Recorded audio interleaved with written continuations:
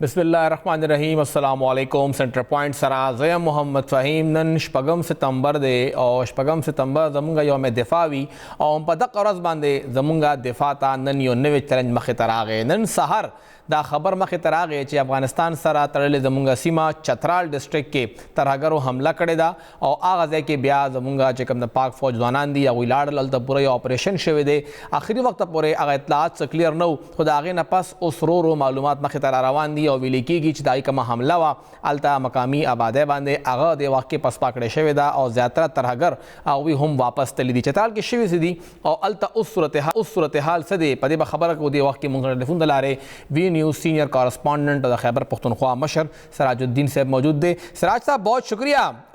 सराज साहब ये आज सुबह तकरीबन 5 बजे करीब ये वाक़या सामने आया क्योंकि आप ही का गाँव भी है, बहुत दूर है चतराल,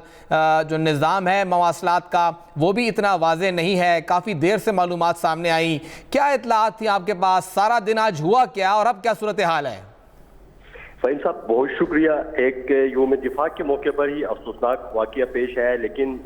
अच्छी बात और जो मालूमात अभी क्लियर हुई हैं, जो बात आई है उससे ये कि उस हमले को बसपा कर दिया गया है। दहशतगर्द जो हैं वो 9 दहशतगर्द उस हमले में हलाक हो गए हैं और हमारे 4 जवान जो है वो शहीद भी हुए हैं और 7 के करीब जख्मी है। अभी बाकायदा तौर पर डिप्टी कमिश्नर लोअर चतराल ने इसके ऊपर क्लेरिफिकेशन दी है, सुबह से अभी तक क्या हुआ, हमला किस तरह हुआ, तमाम चीज़ों के ऊपर। कुछ दिनों से अगर आप को भी पता है फ़हीम साहब, ये बातें आ रही थी कि कुछ तालिबानाइजेशन या तालिबान जो है चतराल के रास्ते से दीर और सवात के रास्ते से पाकिस्तान में दाखिल हुए हैं। इसके अपर दीर के जो DPO हैं उसने अलर्ट भी जारी किया था। इसके बाद IG KP ने भी एक अलर्ट किया था। आज सुबह 5 बजे के करीब ये 2 जगहों पे एट ए टाइम हमला हुआ है। एक कलाश वैली का इलाका है, वहाँ पे हमला हुआ है, और दूसरा जो है वो जिंजरत जो कुह का इलाका है, वहाँ पे दोनों चेक पोस्टों पे 5 बजे के करीब एट ए टाइम हमला हुआ है, जिससे ये लग रहा है कि ये मुनज़्ज़म तौर पर हमला किया है। वो लोग आए थे मुकम्मल तैयारी के साथ, असलहा अपने साथ लेके आए थे और अफगानिस्तान से दाखिल हुए थे, क्योंकि बॉर्डर एरिया है और काफ़ी पहाड़ी इलाका है और पहाड़ी इलाके से वो क्रॉस करके आए थे और उन्होंने हमला कर दिया। हालात काफ़ी टेंस थे। कलाश वैली जो जिंजरत जो है उनके तमाम रास्तों को बंद करके मिलिट्री ऑपरेशन किया है। हमला फर्स्ट टाइम नहीं है, इससे पहले भी हमले क्रॉस बॉर्डर अटैक्स हुए हैं, लेकिन जो मिलिट्री ऑपरेशन किया है आज, टारगेटेड ऑपरेशन जो दहशतगर्दों के खिलाफ हुआ है, ये पहली दफा चतराल में हुआ है। जो मिलिट्री ने बाकायदा तौर पर वहाँ पे ऑपरेशन किया है, SSG कमांडोज ने ऑपरेशन किया है और जो ऑपरेशन के नतीजे में 9 दहशतगर्दों को हलाक करके हमले को पसपा कर दिया है। 40 के करीब जो दहशतगर्द और थे, साथी थे, वो जख्मी हुए हैं। कुछ और भी हलाकतें हुई हैं शायद, लेकिन अंधेरे की वजह से उनकी डेड बॉडीज नहीं मिली है, क्लैरिफिकेशन नहीं हुई है। लेकिन जो डिप्टी कमिश्नर्स हैं उनके मुताबिक 40 जख्मी जो हैं वो जंगल या पहाड़ों में फरार हो गए हैं, जिनके लिए सर्च ऑपरेशन का सिलसिला जारी है। लेकिन इलाका क्लियर हो गया है, जो टेंस माहौल था वो खत्म हो गया है, अब इलाका मुकम्मल तौर पर क्लियर है। साथ फ़हीम साहब ये भी क्लियर कर दूं कि कुछ बातें ये चल रही थी कि चतराल में हालात खराब है, टाउन में सिचुएशन खराब है। ऐसे चतराल टाउन में सिचुएशन बिल्कुल क्लियर है, रोड्स खुले थे, ट्रैफिक सयाह सब कुछ आ रहे थे। ये जो उनके साइड के इलाके हैं, पहाड़ी इलाके हैं, अफगानिस्तान के साथ जो अटैच इलाके हैं, उन इलाकों में ये वाक़या हुआ था और अब वहाँ पे भी सिचुएशन क्लियर है, लेकिन सिक्योरिटी हाई अलर्ट है। उन रास्तों के ऊपर चेक पोस्ट हैं, आने जाने के ऊपर सख्त कड़ी निगरानी की जा रही है और जो बॉर्डर्स पे चेक पोस्ट हैं, हमारे जो बॉर्डर फोर्स वहाँ पे तैनात है, उनके ऊपर सिक्योरिटी सख्त कर दी गई है। वहाँ पे हेवी डिप्लॉयमेंट अभी दोबारा भी हुई है, फ्रेश डिप्लॉयमेंट हुई है और सिक्योरिटी हुकाम का भी कहना है कि सख्त सिक्योरिटी इंतजाम किए गए हैं और जो फरार दहशतगर्द हैं उनकी तलाश जो है वो जारी है। सिराज साहब, आपने जिक्र किया कि डिप्टी कमिश्नर लोअर चतराल ने ब्रीफिंग दी है। ये जो बाउंड्री लगती है अफगानिस्तान के साथ, ये लोअर चतराल की लगती है या अपर चतराल की, और ये कहाँ से जो वहाँ से दहशतगर्द हैं वो किस रास्ते से जो है वो पाकिस्तान में दाखिल हुए हैं? फ़हीम साहब, ये लोअर चतराल का इलाका है। चतराल अपर लोअर दोनों के बॉर्डर्स जो हैं अफगानिस्तान के साथ लगते हैं। अपर चतराल जो है वो वखान कॉरिडोर के साथ बोरोगल का एरिया, वहाँ पे बॉर्डर है, और ये लोअर चतराल जो है नूरिस्तान के साथ कलाश वैली का अटैच होता है और जिंजरत भी नूरिस्तान के साथ अटैच होता है। इसके साथ अरंतु का इलाका है लोअर चतराल में ही, वो आपका कुनर जो वो प्रोविंस है अफगानिस्तान का, उसके साथ ये अटैच होते हैं। तो ये पूरा बॉर्डर जो है अफगानिस्तान के साथ इसका एक अटैच है और जो हमला हुआ है ये नूरिस्तान साइड से, जो जिंजरत और कलाश वैली से سے دہشتگرد جو ہیں وہ داخل ہوئے. اگر فہیم صاحب بات کر لیں یہ اس ایریے کی, اگر دیکھا جائے نا تو جو ملا فضل اللہ اور اس کے گروپ کے اوپر سوات میں جو آپریشنز ہوئے تھے, جو دہشتگرد بھاگے تھے, وہ انہی علاقوں میں جا کے روپوش ہیں اور وہاں پہ ان کے کہتے ہیں سیف جو محفوظ پناہ گاہیں اس میں ہیں. اور 2018 میں جو امریکن ڈرون اٹیک میں ملا فضل اللہ بھی کنر میں ہی اس کو ٹارگٹ کیا تھا, وہ وہیں پہ اس کو مارا تھا. تو ان علاقوں کے ساتھ چونکہ پہاڑی علاقہ ہے, وہ لوگ آنے جانے کے لیے راستوں سے واقف ہیں, انہی راستوں کا استعمال کر کے وہ آتے ہیں. 2009 کے آس پاس ایک اور حملہ کیا تھا ارندو میں, اور وہاں پہ ہمارے کوئی 35 جوان جو ہے وہ شہید ہوئے تھے. ان لوگوں نے ہی TTP جو پاکستان ہے اس نے ہی حملہ کیا تھا. ان کے جو عسکریت پسند ہیں وہ کراس بارڈر آ کے حملہ کیا تھا. یہ بھی اسی کا ہے. یہ بارڈر سے پہاڑی علاقے چونکہ بارڈر کراس کر کے یہ پاکستان کے ٹریٹری میں داخل ہو گئے تھے, پاکستان کے اندر آ کے چیک پوسٹوں کو ان لوگوں نے نشانہ بنایا تھا. اب ان کا تمام حملہ جو ہے وہ مکمل طور پر پسپا کر دیا گیا ہے. دہشتگرد جو ہیں وہ بھاگ گئے ہیں. یہی بتایا جاتا ہے کہ تقریباً 40 کے 50 کے قریب ان کی تعداد تھی. مٹر گولے اور ہیوی جو ہتھیار تھے وہ اپنے ساتھ لے کے آئے تھے, اور انہی سے انہوں نے فورسز کے اوپر حملہ کیا ہے. اب یہی ہے کہ جو زخمی دہشتگرد فرار ہوئے ہیں 40 کے قریب, یا 40 سے 42 یا 50 کے درمیان ان کی تعداد بتائی جا رہی ہے. ان کی تلاش جاری ہے اور ان کو بھی وہ پکڑنے کے لیے یا کوشش کر رہے ہیں کہ کس طرح زخمی حالت میں پکڑ سکیں, اس کے لیے بھی آپریشن جاری ہے. جو شہید ہوئے ہیں ہمارے کا, ان کی باڈیز کو چترال ڈسٹرکٹ ہیڈ کوارٹر منتقل کیا ہے, زخمیوں کو اسپتال منتقل کیا ہے, ان کو طبی امداد وہاں پہ دی جا رہی ہے. چترال میں اوورآل جو فرسٹ ٹائم اس طرح بڑا آپریشن ہوا ہے تو لوگوں میں ایک بے چینی سی پائی جاتی ہے. لوگ کافی اس سے زیادہ پریشان ہوئے ہیں. آپ کو پتہ ہے فہیم صاحب, یہ سوات جو انرسٹ تھا, وزیرستان اور KP کے جو مختلف علاقوں میں دہشتگردی کی جو آگ لگی تھی, ان دنوں میں چترال کافی حد تک پورا من رہا تھا. چترال میں اس طرح کے واقعات نہیں ہوئے تھے. تو فرسٹ ٹائم اتنا بڑا آپریشن ہوا ہے, اور صبح سے اس کے اوپر مطلب کوئی انتظامیہ کی جانب سے واضح موقف سامنے نہیں آیا تھا, تو اس وجہ سے لوگ کافی حد تک پریشان تھے. صبح ایک چترال والوں نے ایک امن مارچ کا بھی اعلان کیا ہے, جو مین چترال ٹاؤن ہے, سٹی ہے, چیو پل کے ساتھ, وہیں سے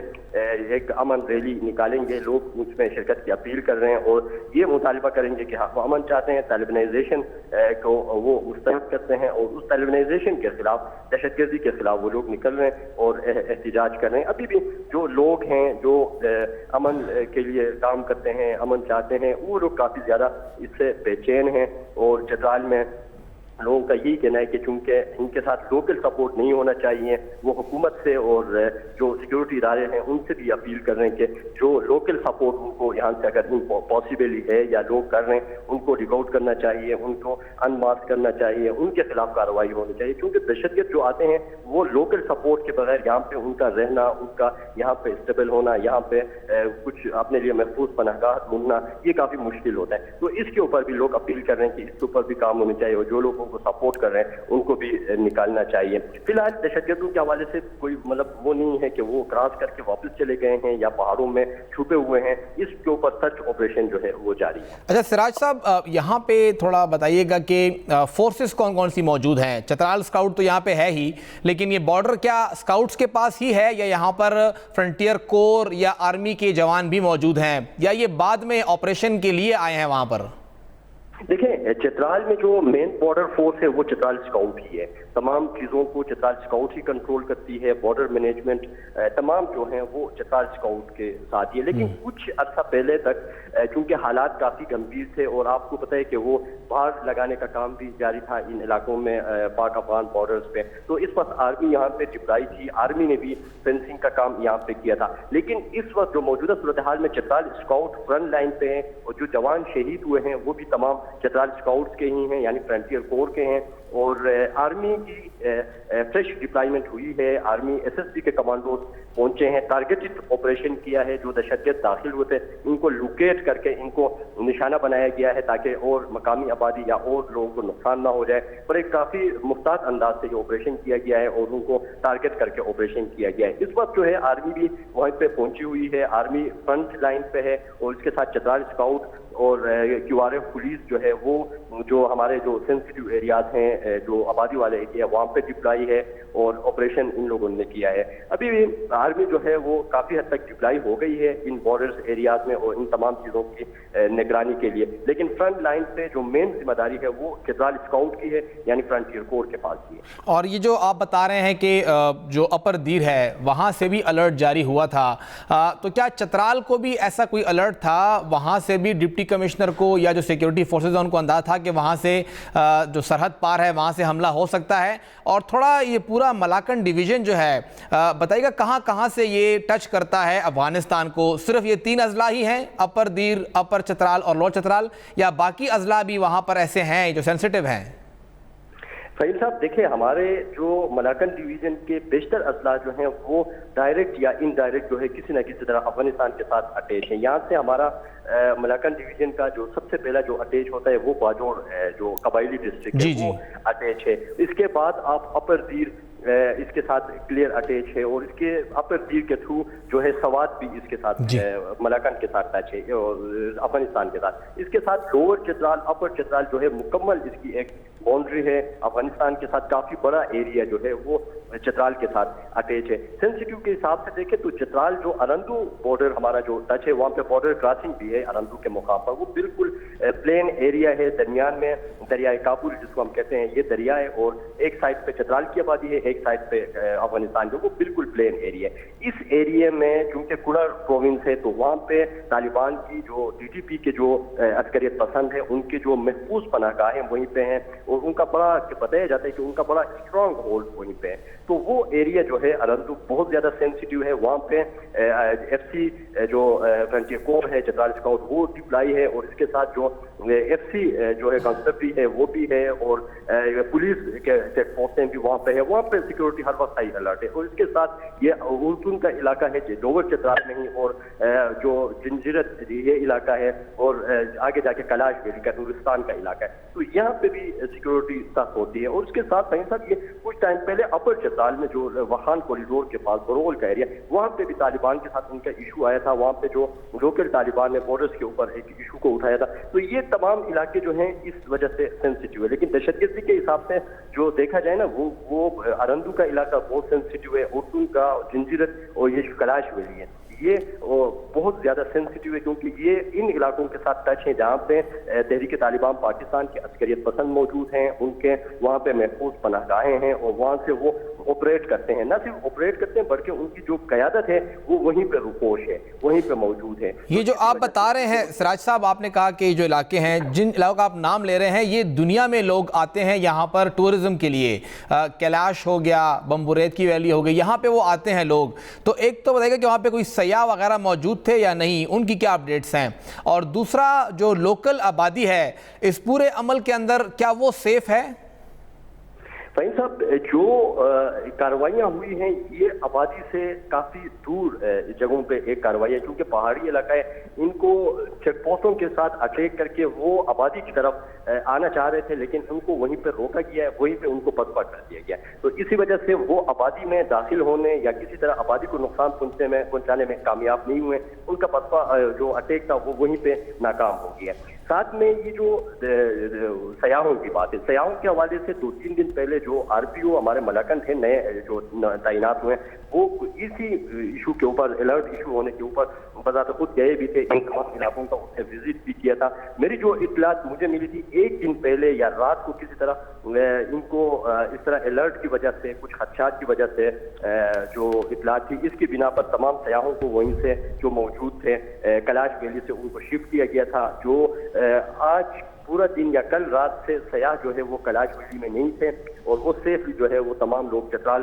سٹی منتقل ہو گئے تھے. چترال سٹی میں حالات بالکل نارمل ہیں, وہاں پہ ملکی غیر ملکی سیاح اب بھی جا رہے ہیں آ رہے ہیں, وہاں پہ کوئی ایشو نہیں ہے, راستہ بھی سیف ہے, بالکل کلیئر ہے. لیکن جو وادی کے علاقے ہیں وہاں پہ کچھ ٹینشن ماحول کی, اسی وجہ سے خدا نخواستہ کوئی بڑا واقعہ نہ ہو جائے, اسی وجہ سے ان کو بر وقت پولیس نے چترال سٹی شفٹ کیا تھا, اور ان کو الرٹ بھی کیا تھا ہوٹل والوں کو کہ وہ بکنگ نہ لیں ان دنوں میں, اور جب تک حالات کلیئر نہ ہوتے ہیں تو وہ تعاون کریں. تو اسی وجہ سے یہ بڑی اچھی وہ ہے کہ کسی قسم کے کسی سیاح کو پریشانی نہیں ہوئی, وہ آرام سے چترال سٹی پہنچ گئے ہیں, اور وہاں پہ یہ حالات ہیں. اس کے ساتھ اگر دیکھا جائے یہ جنجیرت, اردن اور ارندو کا علاقہ, یہ سیاحتی علاقے ہیں, یہ کافی دور افتادہ پہاڑی علاقے ہیں. ان میں سب سے بڑا جو ایج ملتا ہے دہشت گردوں کو یا پازیٹیو ان کے لیے جو فائدہ مند ہے وہ ان علاقوں سے واقف ہوتے ہیں. ان کی یہ بھی کچھ ایسی اطلاعات ہیں کہ کچھ دہشت گرد ایسے بھی ہیں جن کا تعلق چترال سے ہیں, جو خاص کر ڈی پی او دیر کی طرف سے جو الرٹ ایشو ہوا تھا اس میں باقاعدہ طور پر ایک دہشت گرد کا نام لکھا تھا, اس کا تعلق چترال سے ہے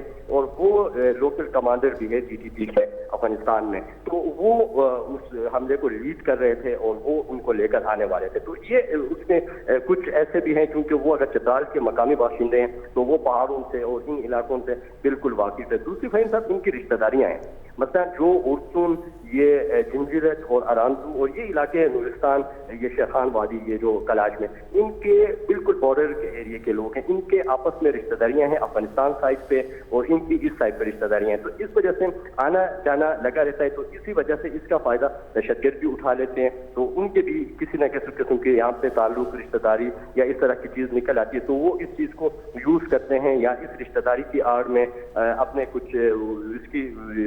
بہانہ بنا کے وہ آسانی سے آ سکتے ہیں, جا سکتے ہیں. تو اس کا ان کو پلس پوائنٹ ملتا ہے. ساتھ علاقے کی واقفیت بہت زیادہ ان کو ہوتی ہے. پہاڑی علاقے ہیں, وہاں پہ ایک ایک جگہ کا, ایک ایک ٹریک کا, ایک ایک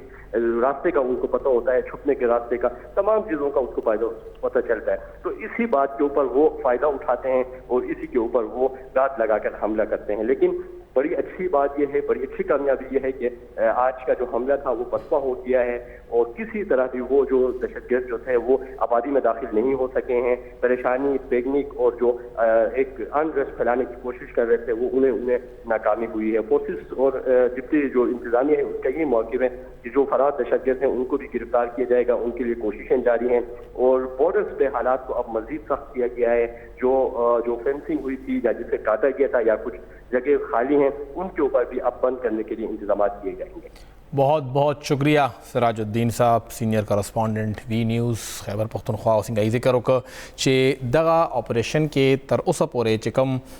ډپټي کمشنر لور چترال تصدیق کړی دی, سره خبره کړې وه چې 4 ځوانان د چترال سکاوټ فرنټیر کور د هغه پکې شهیدان شوي دي او 9 ترهګر هغه پکې وجلي دي او دوی تقریبا دا 50 تو پورې اطلاعات چې د ترهګر او هغه کې زیاتره زخمیان دي. خو ولې چې تیاره شوه او غرونو کې دي نو هغوی خو خپل کوشش کوي چې واپس افغانستان ته واوړي. خو دغه ځای کې دغه اطلاع دا چې اپریشن روان دی او هغوی دا وایي چې مونږ دا کسان ولې چې لګېدلي دي, زخمیان دي, دغه ترهګر نو مونږ هغه د ژوندي نیولو کوشش کوو. ممکنه ده مړه وي خو 9 ډیډ باډیز ملو دي, ځکه دوی 9 یادوي. نور ډیډ باډیز چې ملو شي اب هم مخې ته راشي. خو دا 2 علاقې وې, کیلاش اور جنجریت, دا ځای دی. دغه ځای کې دا حمله شوې وه او دغه علاقو کې دننه ترهګرو کوشش و چې هغه ابادۍ ته راشي خو هغلته کې رانلل. یو بل هم موږ ذکر وکړو چې حمله شوې ده یا جړپ شوی دی او هغه په تورخم بارډر باندې. دا دواړه علاقې زموږ افغانستان سره لګي, دواړه علاقې زموږ د خیبر پختونخوا دي. تورخم بارډر باندې څه شوي دي او اوس صورتحال څه دي, یو اډیشن د مینه پس.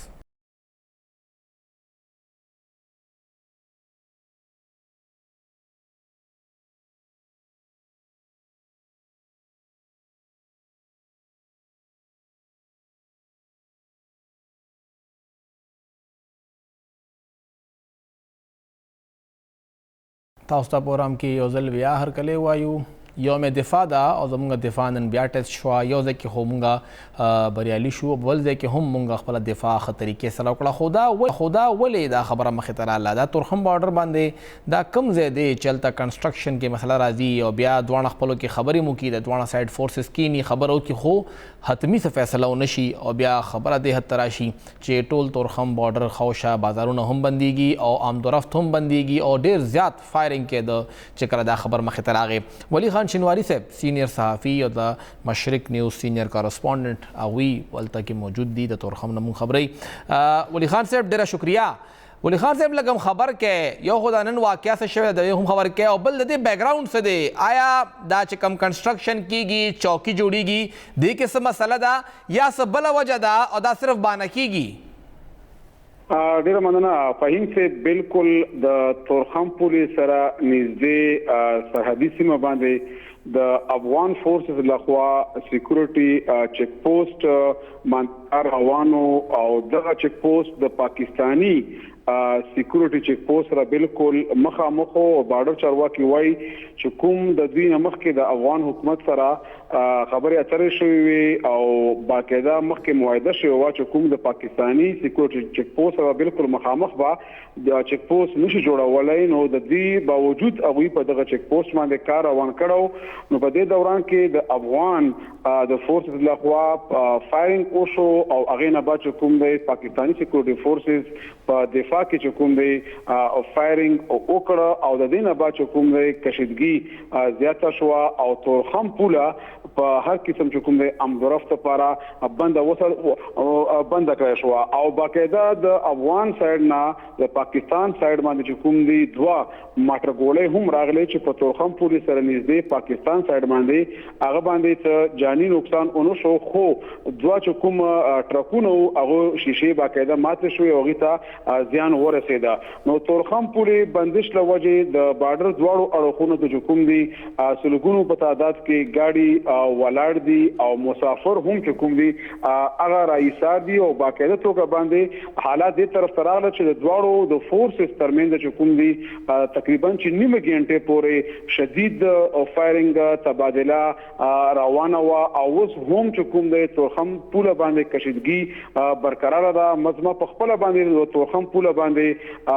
ز موجود ما اوکاته چې پاکستانی فورسز چې کوم دي هغه د باري اسلحه سره کوم دي هغه په بارډر باندې موجود دي چې څومره سرحدي سیمې ده هغه باقاعده په خپل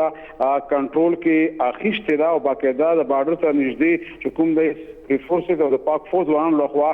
گشت هم روان دي دوی وایي چې دوی افغانستان فورسز لخوا د فایرینګ چې کوم د پهل شو دوی ورته ریکوست وکړ چې په دې باندې کار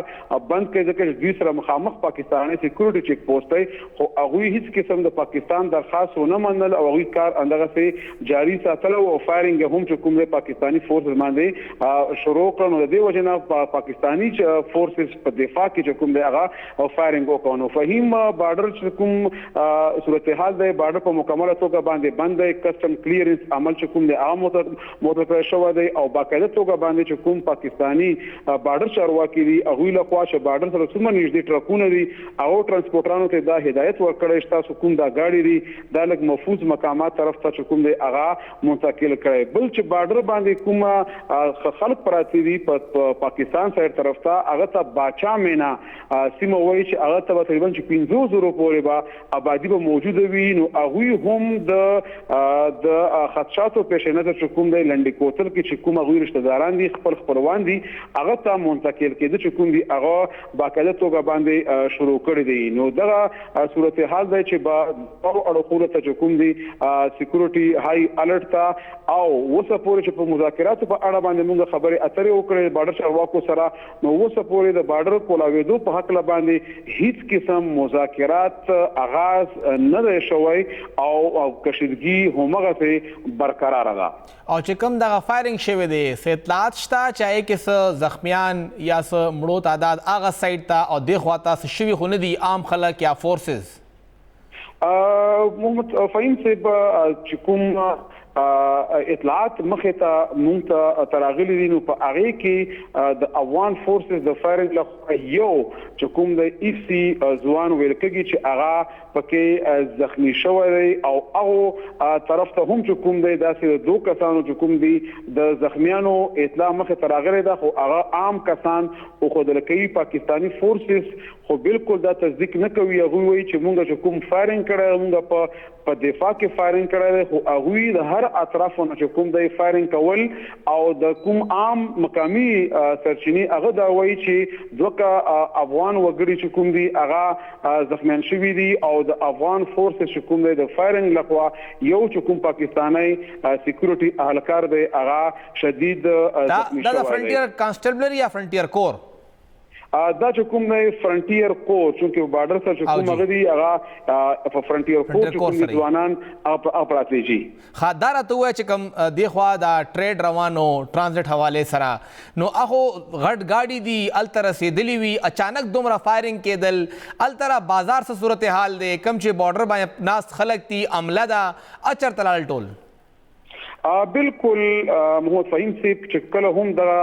فایرینګ شروع شو نو په بارډر چونکې دا د ملک ټولو مصروف ترین او اهم ترین بارډر هم ګڼل شي د تورخم پولیس سره یو لوی ټرمینل دی چې هغه کې په سلوګونو په تعداد کې کوم دی ګاډي ولاړ دي نو هغه کې هم یو افراتفری غونډه ماحول جوړ شو چې کوم هغه طرف نه ماټر ګولې راغلي وي هغه هم چې کوم په کې دوه ګاډي چې کوم دی هغه اونته نقصان رسیدلی نو تورخم پوله باندې موږ وکړه د مریضان هم موجود یو بلکې دوا ډیډ باډیز چې کوم دي هغه پکې رئیسارو چې کوم هغه لواحقینو او کوم مریضانو هغه هم چې کوم د انساني همدردۍ په توګه باندې د پاکستان او د افغانستان دواړو هیوادونو دا غوښتنه کړې وه چې دا بارډر د انساني همدردۍ په توګه باندې دوی ته کولاو کړی شي د دې نه علاوه چې څومره ټرانسپورټران دي ډرایوران دي هغه هم یو شمېر ستونزو سره مخ وو ځکه چې په دغه په ګاډو کې زیاتره خوراکي سیزونه او چې په هغه کې د کورونو روپه چې کوم دی د خوراکي سیزونو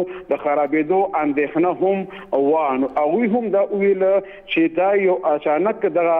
پېښه مخې ته راغله نو هغوی هم دا وویل چې پکار ده چې د دغو کوم بارډر باندې چې کوم رئیسار ګاډي دي هغو ته د په فوري توګه باندې د بارډر کراس کولو یاد پرې ورکړی شي ځکه چې د تورخم پاکستان سایډ ته هم زموږ وکړه چې شپږ سوه تر اووه سوه پورې ډک ګاډي ولاړو او چې کوم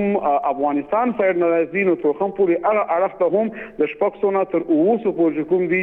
ګاډي هم ولاړو خو بل طرف ته چې کوم کسټم کلیرنس ایجنټس دي او کسټم چارواکي دي هغوی هم د دې خبرې تصدیق وکړه چې هغوی ته هم دغه باقاعده توګه باندې هدایت جاری کړی شوی دی چې تاسو به تر هغې پورې به کسټم کلیرنس چې کوم عمل دی د ګاډو هغه به مکمل توګه باندې معطل ساتئ څو پورې چې حالات نارمل شوي نه نو باقاعده چې کوم څومره کسټم دفتر وي هغه هم بند دي چې څومره کسټم کلیرنس ایجنټس او دفتر وي هغه هم چې کوم په مکمله توګه باندې خپل دفتر یا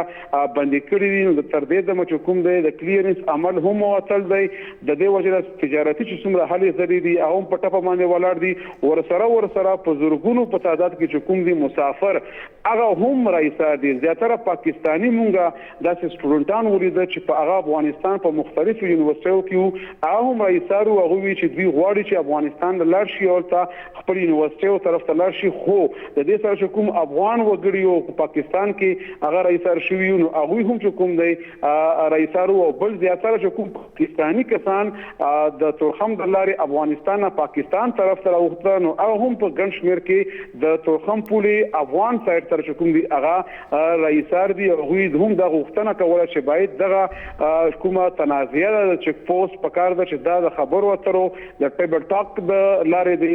هواره کړی شي او دغه بارډر د او دې وخت کې ولی خان صاحب دې وخت کې د دوانو تړخونو آیا څه خپلو کې رابطه شوې ده څه خبرې روانې دي دوباره بارډر کلاولو لپاره د پاکستان او د افغانستان چې کوم سیکیورټي فورسز دي په رابطه کې دي یا نه حالات هماغسې کشیده دي او خبرې هم نه کېږي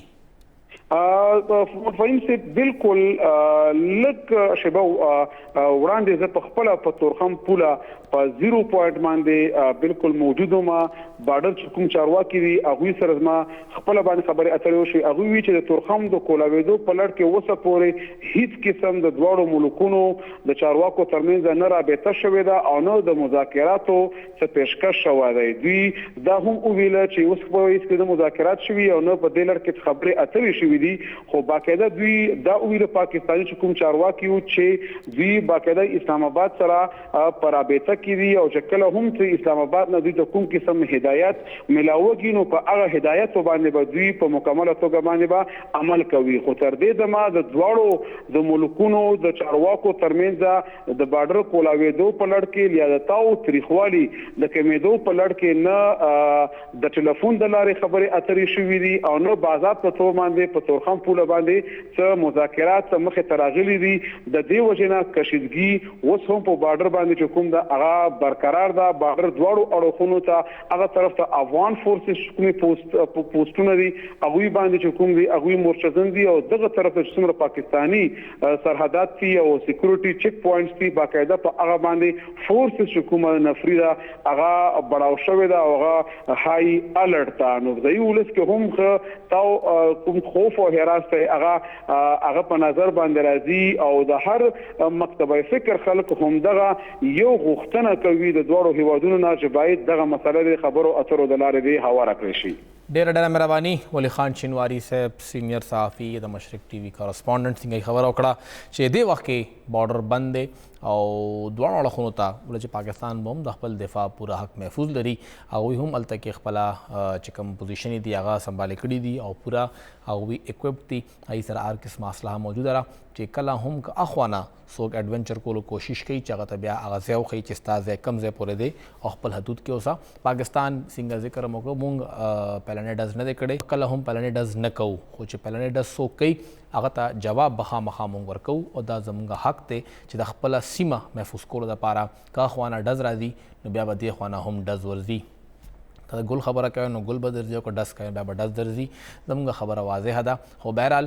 نقصان دی کې را دواړو خلکو دی د دواړو اولس دی که هلته نه دا کم حرکت شوی دی د هغې د وجه نه اوس څومره هم هلته خلک ناست دي علاج دپاره پاکستان ته راځي دغه پېښور ته راځي نوکرۍ دپاره راځي سبق دپاره بلا شي خلک دي زموږ خپل کلاس فیلوز دي خو سبق وایي راځي هغه ټول به هلته اوس ګیري او بیا به هلته نه دا په هفتو باندې بارډر بند وي. نو دا چې کوم هلته نه یو ایډونچر کېږي کم از کم د هغې ځای مشرانو ته پکار لږ سوچ کوي چې دا ورکوټ غوندې دایي حرکت څومره د هغې ځای ولس دپاره مسله جوړوي. دلته نه خوراکي سامان در روان دی ابه هم ستاسو دپاره یي موږ دپاره خو ني ابه مرسه بند شي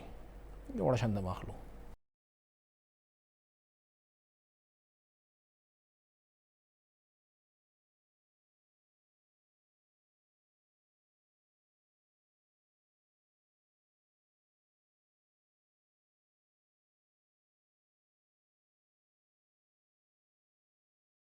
پروګرام کې یو ځل بیا هرکلی وایو د ترهګرۍ خبرې کوو لګیا یو او چې کوم رپورټ مخې ته راغلی دی د اګست میاشت کومه چې تیره شوه هغې حوالې سره او پاکستان انسټیټیوټ فار کانفلکټ اینډ سیکیورټي سټډیز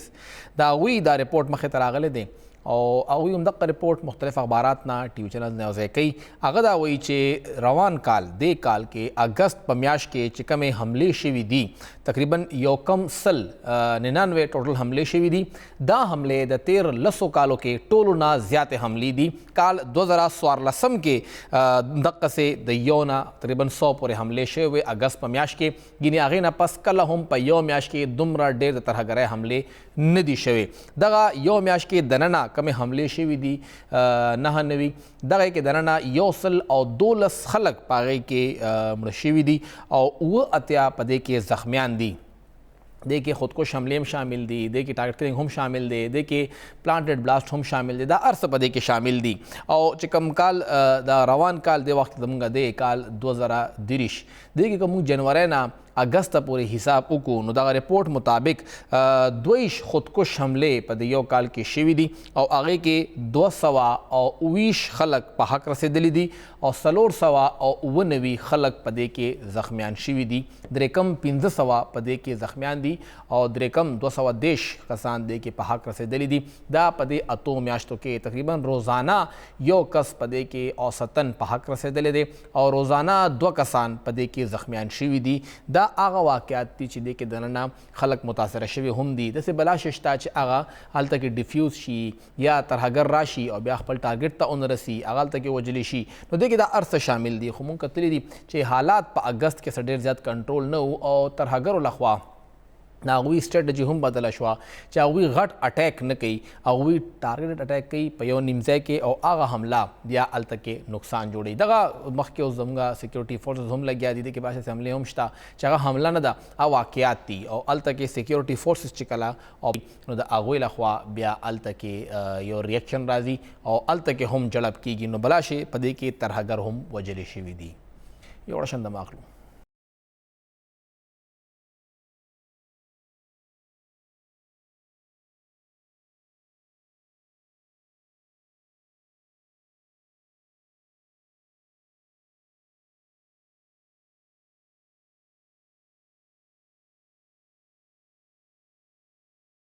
تاسو ته پروګرام کې یو ځل بیا هرکلی وایو دې وخت کې ملک کې ټولو نه غټ ټینشن چې دی هغه معیشت جوړ کړی دی او هر یو کس همدغه وایي چې معیشت به کیږي څه ډالر د کنټرول نه بالکل بهر وتی دی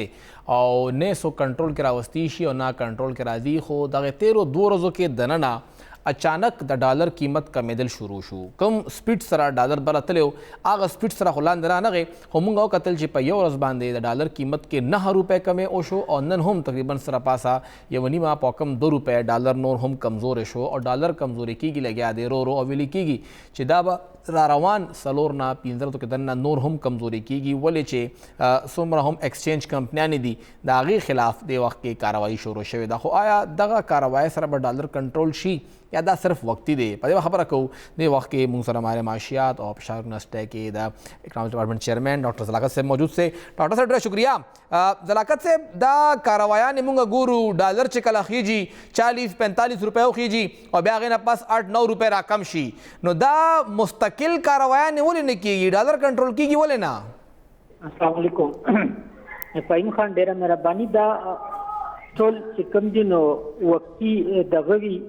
هغه د یو سټیټمنټ یا د یو اکشن اخیستو اثر وي که نه کله پورې چې کوم موجود قانون په ملک کې دې دپاره موجود دی په هغې باندې پوره عمل درآمد نه وي کړی شوي نو دا چې کوم دی د دې مستقل دا دی چې د ډالر سمګلینګ یا کوم څیزونو سمګلینګ د موږ د ملک نه کېږي نو هغه به مختوي دغه چې کوم دی مخنیوي پکار دی چې د هغې روکتام وشي دغه چې کوم لکه اوس په چونکې حواله زمونږ د کرنسي مارکیټ حوالې سره خبره ده څنګه تاسو ویل چې یاره دغه دی نو مخکې به زمونږ په ملک کې به چې نو یو به اوپن مارکیټ او یو به چې کوم دی نو هغه انټر بینک مارکیټ او جی دا دواړه مارکیټ چې نو دا ډاکومنټډ او د دې به باقاعده حساب کتاب کې نو ډاکومنټیشن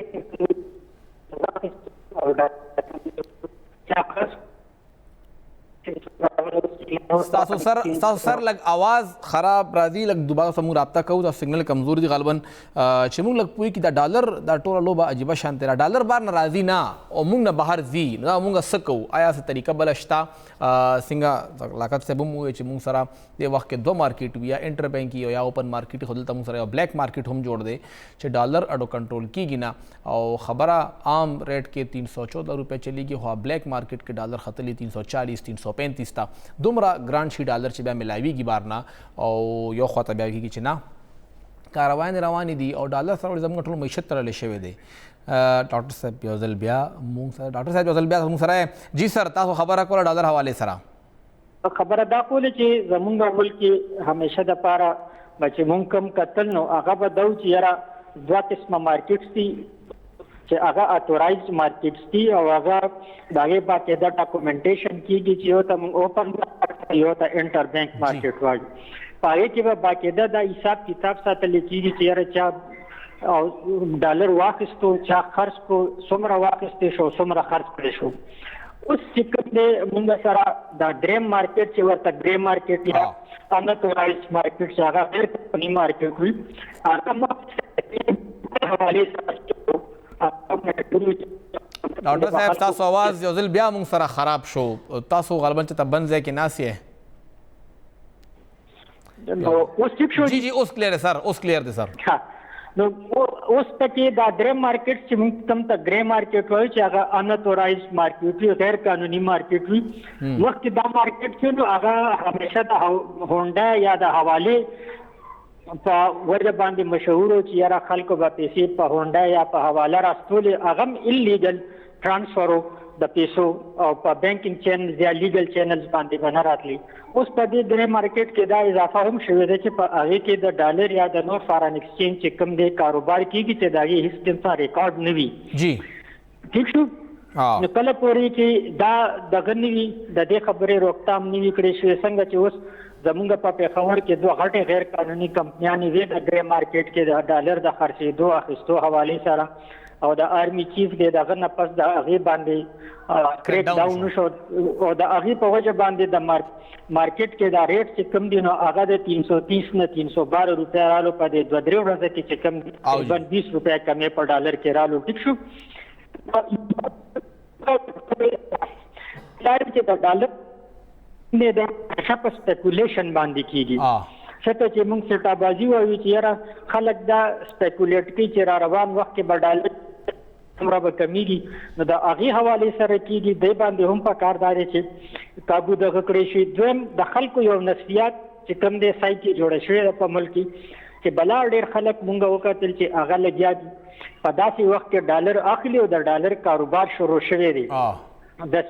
چې هغه پیسې ورکوي یا خپلې پیسې چې کوم دي پاکستان کې کنورټ کوي. ډاکټر صاحب خلکو خپل کاروبارونه بند کړل او ډالرو باندې اوس هغوی انویسټمنټ کوي. اواز که ټیک ډېر زیات او موږ سره وخت هم کم دی. مهرباني ډاکټر صاحب تاسو موږ له ټایم راکړه او دا ډېره افسوسناکه خبره ده چې هر یو کس دې وخت کې ذخیره اندوزي کړي ډالر دپاره او هېڅ پکې پیسې انویسټ کوم پیسې به پې ګټم دا نه ګوري چې صحیح څه دي او غلط څه دي. زه یو غلط حرکت کوم لګیا یم ذخیره اندوزي کوم د ډالرو نو زه به خدای څه جواب ورکوم. دلته خو به زه چاله رشوت ورکم څوک به غلی شي یا به چانه پټې کم پته به ورته ونه لګي خو خدای له به څه جواب ورکوي چې تاسو دغه ډالر پټاو ځان سره ساته خپل لږو پیسو دپاره تاسو د څونه خلکو دپاره ګراني راوسته نو دا د ډالر چې کومه ذخیره اندوزي ده د دې خلاف دې وخت یو سخته کاروایي پکار ده. کومه شروع شوې هم دا ویل کېږي چې پېښور کې 2 های پروفایل کسان نیولي شوي لکه ډالر قیمت کې دغه 18 نه 20 روپۍ کمې راغې نو کسان هم دلته کې ناست دي دغه ونیولي شو او دا کاروایي مستقل پکار ده وقتي نه ده پکار. پروګرام با ختم اجازت راکړئ د الله پامان.